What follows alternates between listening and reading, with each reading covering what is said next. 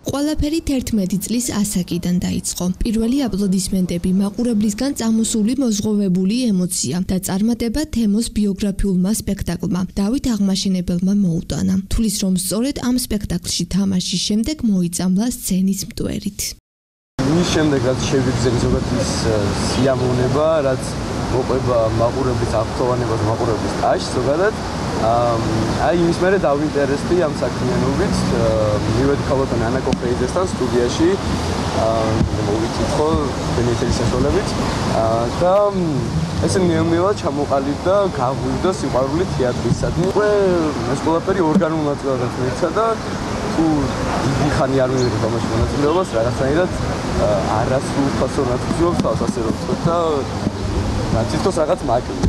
თემომ სულ ახლახანს ქუთაისის მესხიშვილის თეატრისა და საბავშვო თეატრალური სტუდიის ერთობლივ სპექტაკლში ითამაშა. თulis რომ სპექტაკლი მეტად საფასუხისმგებლო და სარისკო იყო, ვინაიდან მას თეატრის ტიტულოვან და ცნობილ მსახიობებთან ერთად მოუწია თამაში. თუმცა პრემიერამ წარმატებით ჩაიარა და დამწყებმა მსახიობმა წრუწუნა სახასიათო როლი მშვენივრად მოირგო. 4-5 წლის განმავლობაში ხდებოდა ამ ყველაფერისთვის მზადება. ძალიან ბევრი დამღლელი დღე გვახსოვს, ატვირთული გრაფიკი ჰქონდა ძალიან, თუმცა მე მჯერა რომ ეს ყველაფერი ღირდა ამათ, რადგან მხოლოდ ამ თვეში 5 ჯერ მოხდება ამ სპექტაკლის ჩვენება. არ გამჭირვებია სიმართლე რომ გითხრათ, გადაწყობა ჩემი თავიდან, ასე ვთქვათ, ჩემ პერსონაჟამდე, თუმცა იმის გათვალისწინებით რომ საკმაოდ ბევრი მქონდა საერთოდ ჩემს პერსონაჟთან, არც რთული იყო ამ ყველაფრის გაკეთება. მინდა ძალიან დიდი მადლობა გადავუხადო იმ ადამიანებს, რომლებიც აქტიურად იყვნენ ამის ორგანიზებაში ჩართული, ქალბატონ ანა კოფეიძეს, თითოეულ მსახიობს, რომლებიც არაფერს არ იშურებდნენ ამ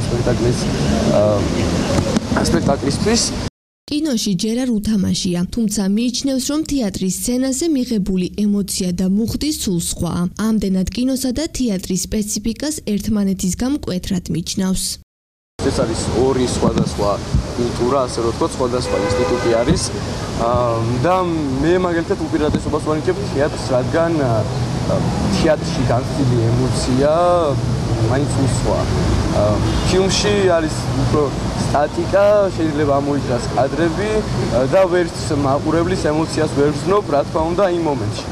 თეატრში კი შეგვიძლია ამ ყველაფრის მიღება.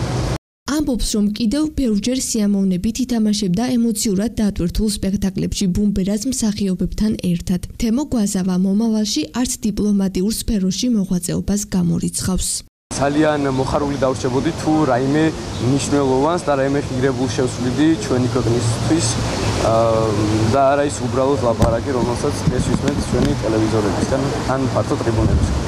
ახალგაზრდა მსახიობი სულ რაღაც 15 წლისაა და ყველაფერი წინ აქვს. ჯერა რომ ნებისმიერ კარიერულ გზას წარმატებით გაივლის. ქეთი გელაშვილი ტელეკომპანია მეგატივისთვის.